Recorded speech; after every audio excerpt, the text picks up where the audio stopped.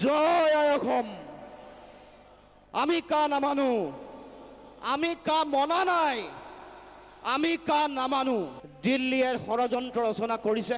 যিহেতু অসমীয়া মানুহৰ ওচৰত স্বাভিমান আছে, স্বাভিমানী মানুহে কেতিয়াও কোনো মানুহৰ ওচৰত কেতিয়াও মূৰ নুদুৱায়, কোনো ষড়যন্ত্ৰ কেতিয়াও মানি নলয়, কোনো অন্যায় অবিচাৰ অসমৰ মানুহে কেতিয়াও কোনো কাৰণতে গ্ৰহণ নকৰে।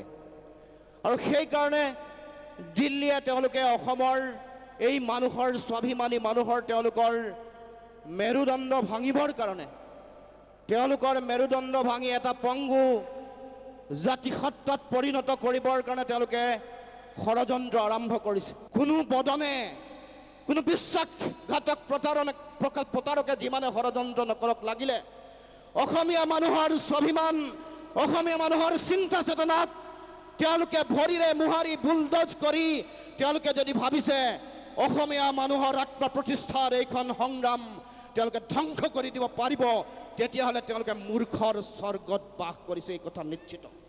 জালুকবাৰী সমষ্টিৰ শুৱালকুছি আৰু হাজোৰ জনতাই দেখুৱাই দিলে, যিমান ৰঙা চকু নেদেখুওৱা লাগিলে, যিমান প্ৰলোভন নিদিয়া লাগিলে, যিমান বগা ভাত ছটিয়াই দিলে কাউৰী পৰিবই বুলি প্ৰবঞ্চনা, যিমান ইনচাল্ট নকৰা লাগিলে, তাচ্ছল্যসূচক মন্তব্য নিদিলে, মোৰ আইক ভাল পাবলৈ, মোৰ মাক ভাল পাবলৈ কাৰো পাৰ্মিশ্যন নালাগে, কাৰো অনুমতি নালাগে।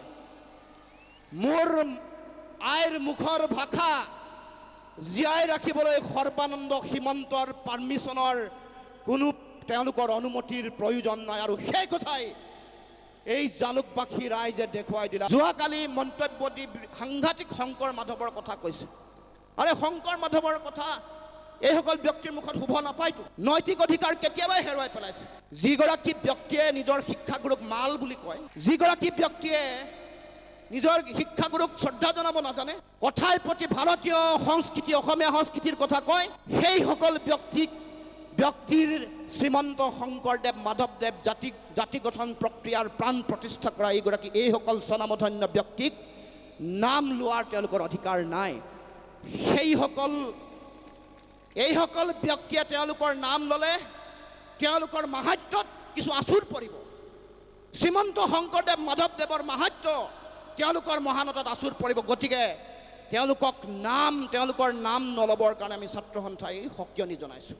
হিমন্ত বিশ্ব শৰ্মাই প্ৰত্যাহ্বান দিয়ে অসমৰ এই ৰাষ্ট্ৰীয় নাগৰিকপঞ্জী উন্নীতকৰণৰ বিষয়টো বোলে তেওঁ ৰাজহুৱা কোনোবা খেলপথাৰত আমাৰ ছাত্ৰ সন্থাৰ মুখ্য উপদেষ্টাক প্ৰত্যাহ্বান দি কৈছে। আমিতো ছাত্ৰ সন্থাই বাৰে বাৰে কৈ আছো যে আমি ভাৰতবৰ্ষৰ প্ৰধানমন্ত্ৰী, ভাৰতবৰ্ষৰ গৃহমন্ত্ৰীৰ লগত আমি প্ৰত্যাহ্বানত অংশগ্ৰহণ কৰিবলৈ ইচ্ছুক।